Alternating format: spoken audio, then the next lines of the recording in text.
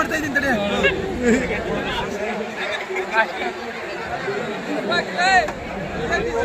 ಮುಖ್ಯಮಂತ್ರಿಗಳು ಶಿವರಾಮಯ್ಯ ಅವರಿಗೆ ಕೆಲವೇ ಕ್ಷಣಗಳಲ್ಲಿ ತಿಳಿಸಿದ್ದಾರೆ.